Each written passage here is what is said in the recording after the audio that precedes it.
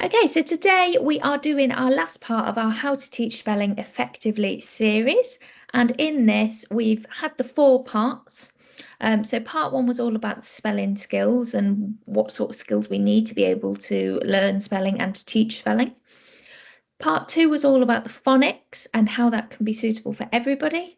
Part 3 was all the orthographic knowledge, so these letter patterns in our language and how they can connect to that bits in our brain that have this for instant retrieval. And part 4 today is all about morphology and etymology. So it's our final strand we've got today. Now, the morphology and etymology I have grouped together for a reason, but they are separate as well. They are separable things. So morphology is what we're going to start with, and morphology is all about the study of how words are formed. So morph means form, and anything with the ology thing is the study of as well. So morphemes are the little units that we focus on in morphology, and these are the little units of meaning in a word. So phonemes was all about the little units of sound, graphemes all the little units of writing to match a sound, and morpheme is all the little units of meaning in a word. So I've got a word here, transport, which I can split into 2 morphemes there, trans and port. With trans meaning, it can mean across, beyond, through, or changing. So in this one, it's across, and port is carry. So transport, you carry something across, you're moving it across somewhere. So that's how those 2 parts contribute to the meaning of that word, those 2 little morphemes in there. There is one thing you do need to be careful of with morphology. It's not the same as looking for words. You are looking for little chunks of meaning, not little words that are in there. I can see the word ran in there, but that's nothing to do with the meaning. A lot of the times when I do these sorts of activities, people pick up on the word sport in transport, but that's not actually connected to the meaning. It is that trans and port part instead. So whenever you're looking for morphemes, make sure whatever you find connects to the meaning in some way. And then once you've made these connections and you've identified these parts, these morphemes in words, you then can change that and make connections with other words with those similar morphemes. So I've got some trans ones here, transition, so going across from one place to another, transform, to change in form, translucent is about like passing through it, so that's a through example, and transcend would be going beyond the limit. So you can see how they're all connected to that trans meaning there with its variations on that meaning. And then in the port morpheme, we had transport before, so carrying from one place to another. That's how it's connected to the carry. We've got portable is something that's able to easily be carried. Support, so you carry from underneath, you support something. Report, so give an account or carry back your information. And import or export, to bring goods into a country or send them out. So you've got those options there. So I remember reading this book here, actually, it's sat right next to me. And there's a really, really good quote in there that morphologists believe words are more like onions than necklaces. And I really, really like that quote. It's one of my favourite ones. And I love this way of thinking about words. So if you think of a word as an onion, like that, so when you slice through an onion, you see a core to it, and then it's got layers adding to it around the outside. So in this word, my core would be act. That's the bit carrying most of the meaning in this word. That's the bit that I really, really need. And then I've added these extra layers on the outside to adjust and change the meaning over time. Now, when you read all these different books about morphology and look at all these different sources, you'll see lots of different terminology for this core of the word. Some people talk about stem, some people talk about root, some people talk about base, and that's why I like to think and go back to this onion concept and it being the core of the word, so that I've got something to hang on to. So we use base and root in Spelling Shed. So base is a word that can stand on its own in English once I've taken all those layers off. So I've stripped my onion to my core, and if it still makes sense, I would call it a base word. So I've got side, help, play, run, heat, swim, and walk, all as examples on there. Now, sometimes when you take those layers off your onion, the bit that you're left with in the middle doesn't always make sense. This is because a lot of our words, or our words come from a root, so from the origin language, and sometimes that doesn't make sense on its own as a word. So I've got set, mort, rupt, port. I've put port in there as in port to carry, doesn't stand on its own. Port as in a ship port, that would stand on its own. Ord, meaning hearing. Dict, meaning to say. But I've got some roots on there that do stand on their own as well. So scope and act are Latin roots, but they can stand on their own as well. So they would also be called base words. So I could call them bases as well. Now, you don't need to get too tied up in this. You don't need to be able to identify them all the time, but you just might see both terms talking about that core of the word. So it is really important to be familiar with both. And what we tend to do is talk about the parts of the words and the morphemes. And if it happens to make sense on its own, we'll call it a base. If it doesn't, we'll call it a root, and it will just be labelled as such on any of our resources like that. So words are made up of all these morphemes, these small bits of meaning. So you've got the green bit in the middle, the root or the base, that's our core. And you can have prefixes to add on the front, at the beginning.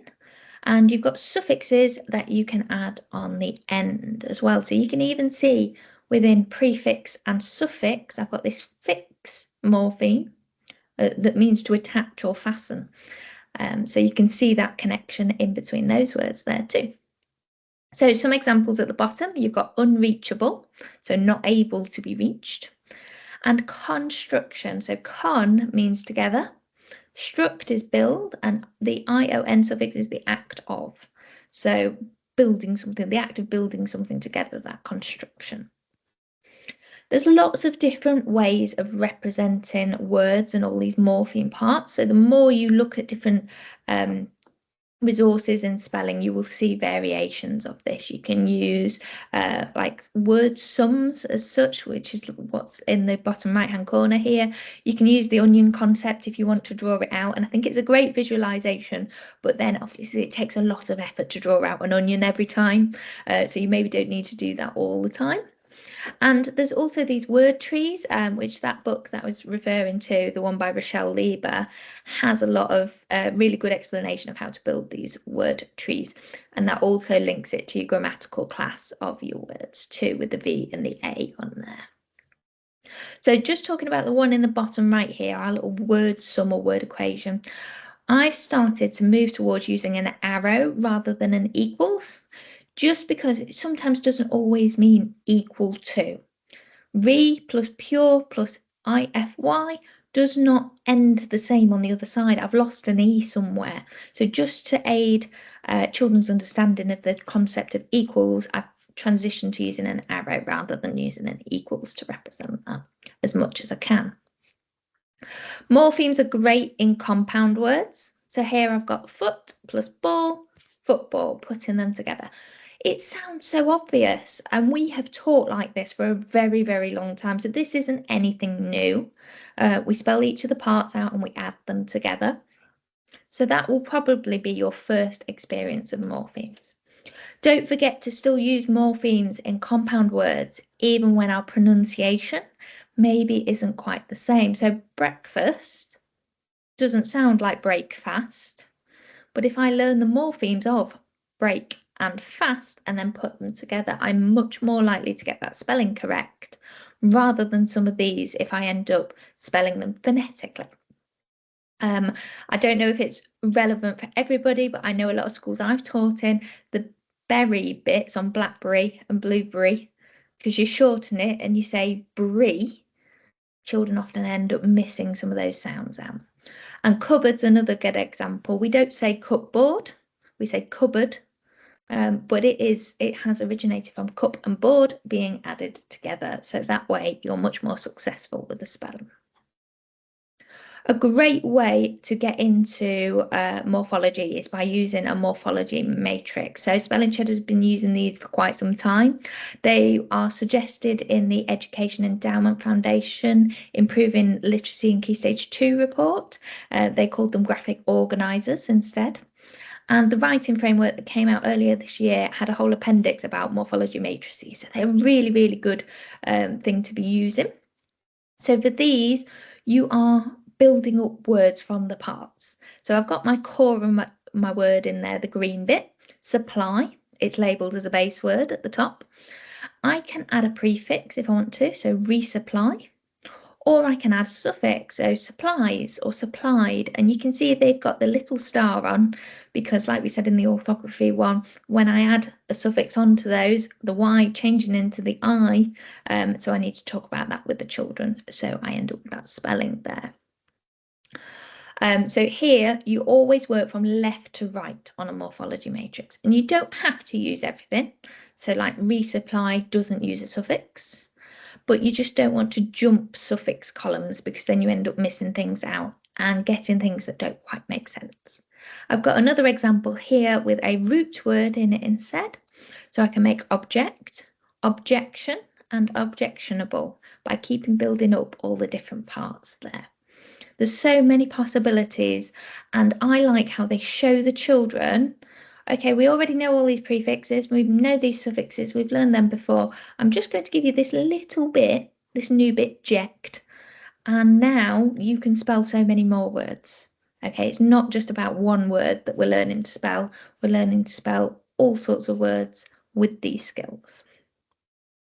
They are really, really helpful for building on spelling patterns and working with the morphemes, because if I start with face and then try and change it into facial, you can see where this C has come from, even though it's not making that same sound in that new word. And the same for part to partial. In partial, I've got a sh sound, but if I start with part and then change it into partial, you can see how you've ended up with the difference with the C in one and the T in the other. So I've got this morpheme that I spotted called com, which means with or together, and I've spotted that it's in a lot of the year 5 and 6 statutory words for the UK. So it's in accommodate, and I love how that explains why you've got two C's in accommodate and why you've got two M's in accommodate, which is the bit that children really, really struggle with in that word. So I think that's really helpful. And then the same in accompany, you can see why there is two C's, but not two M's, because there isn't that other morpheme in there with an M. Committee, again, where you end up with that. And you do have the doubling there of the T because of our patterns for adding suffixes that start in vowels. Here's some more from that year 5 and 6 list. So we've got communicate, community, competition, and recommend. So they've all got this com bit in, meaning with or together in various words. And even beyond the year 5 and 6 spelling list, you can find so many more words with that. And it is also linked to that one I said earlier about in construction. So con and com are connected morphemes. They are like two different representations of the same morpheme there. So that's my main bit about morphology. The other bit we were talking about today is etymology. So etymology is where the words have come from. So it's from a Greek origin, the word itself, meaning the analysis of a word to find its true origin. So it's the study of the history of words and the origins of where they come from. So English has formed its spelling through influences of so many different languages. It is a Germanic-based language, and this is because of the Anglo-Saxons. That's why we ended up with the Germanic bit and the Germanic base. But then there was so much more added to it. So we started to get a lot of Latin roots, often through religion or science. All of those words carried an awful lot of Latin across into our language. We also had the Norman conquest, which carried a lot of French words, and then French was originally a Latin language as well. So we've got all of that. Viking invasions meant that we ended up with some Old Norse roots as well. And science and philosophy gave us a lot of Greek words, but often those Greek ones came through Latin as well. So there's a lot of crossover there. And then more recently, globalization, the connections around the world mean that we're getting so many more words just added into our language from other languages. So an Italian example would be anything to do with coffee or pasta. A lot of the Italian words we have carried over there. Etymology is really good for giving you a bit of a why. Okay, English can seem a bit strange. It can seem like, oh, we're just making things awkward in English sometimes. Signature and amateur both have the same end sound, but there is actually a reason why they're spelled differently, even though it sounds the same. And it's because amateur is the French word and has kept that French spelling to show that connection. And there are some other French words on there that include that same spelling. So we aren't just trying to make it awkward for the children. Etymology and morphology are not always two distinct threads that I feel you can pull apart. Sometimes when you start talking about one, you end up going into the other because etymology is where it came from and morphology is the little parts of meaning. So here I'm looking at where the word pterodactyl came from and the Greek roots for it. And those Greek roots have two parts, two meanings to them. So the PTER bit is from the Greek word pteron, meaning wing, and the dactyl bit is from the Greek word dactylos. My Greek pronunciation might not be great here, but that means finger. So it's wing finger. And you can see how a pterodactyl's got these giant one elongated fingers creating their wings there. And you can have quite a lot of fun with etymology, and it can really help you explore the meanings of words and make more connections so that children can use these words in their vocabulary, so they get more words in their vocabulary. So etymology, you'll find, is often the reason why you end up with silent letters in the word. So night in Old English was spelled C-N-I-H-T, and that initial sound was pronounced in those words. So originally it was there.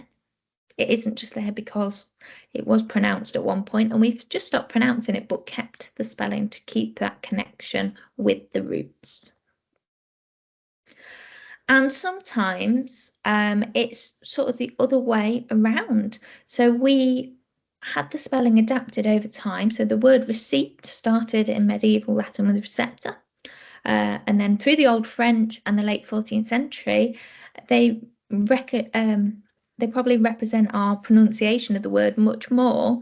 But when they did the spelling reform and they were connecting it to that original Latin root, they added the P back into the spelling so that we can make that link to the original medieval Latin there. And it can be easy to think that you only need morphology really and not etymology. You don't need to know where the words come from. You just need to know the meanings of the parts. But sometimes you find that the etymology might override the morphology in the word. So when I did the first one of these webinars, it was on the 5th of November. So in my head, I kept going, remember the 5th of November. But it was also coming up to Remembrance Sunday, and it got me thinking about why in these words have I not got the morphology that I would expect. You'd think it would be remember plus the ance suffix, which it kind of is. That's kind of what's going on, but we've lost that e before the r in remembrance, and that is because it comes from the Old French remembrance, which didn't have that e in there, so it's connected more from the etymology rather than the morphology here. So the morphology helps, but that little bit of etymological knowledge just helps me remember to not add that e in there. And bringing all of this together, so the phonics, the orthography, the morphology, the etymology, means that we can have access to so many more words. So if I learn a particular GPC, I can use it to spell so many more words. The same with an orthographic pattern, like where they normally are in a word. Or if I learn that morpheme, ject, I can spell subject, object, reject. You've got so many words with it. If I learn etymological patterns and where things come from, I can use it and apply it to other words there. But if I just learn things visually, that's all I've got. So if I learn then I've got the. So this is why we want to make all of these connections and why we want to build this world knowledge up for children. So I really hope that you found this webinar series really helpful, and I hope it helps you to teach spelling effectively in the future. If you've got any questions, please feel free to put them in the chat box. If you've been asking them as I go along, I'm sorry I can't see it at the same time as presenting, so I will go back and check for you.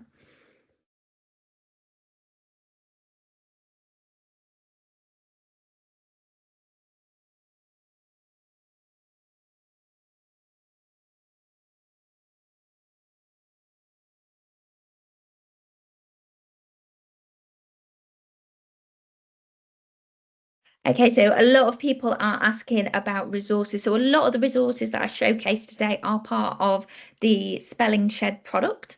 So if you want to get that free trial to check out some of our Spelling Shed resources, you are more than welcome to. That is the 30-day free trial. I'll just put all the information on the screen again for you now. Like I said, you don't have to put your card details in or anything, so it will just end when your trial's over. And get in contact with us if you need any help with that.